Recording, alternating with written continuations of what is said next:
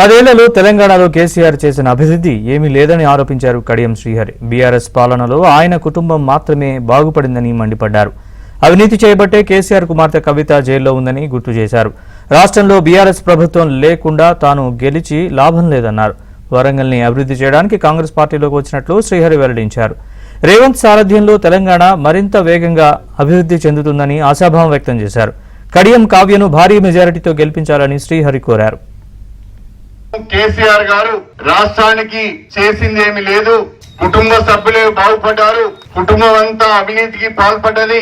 ఈ ప్రభుత్వం పోవాలి, తెలంగాణ ఇచ్చిన సోనియమ్మకు ఓటేయాలని ఆలోచించి కాంగ్రెస్ పార్టీకి ఓటేసి గెలిపించారు.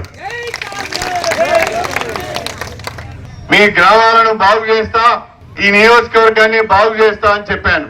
నేనైతే గెలిచాను గాని రాష్ట్రంలో టిఆర్ఎస్ ప్రభుత్వం రాలే. సోనియమ్మ నాయకత్వంలో, రేవంత్ రెడ్డి నాయకత్వంలో కాంగ్రెస్ ప్రభుత్వం వచ్చింది.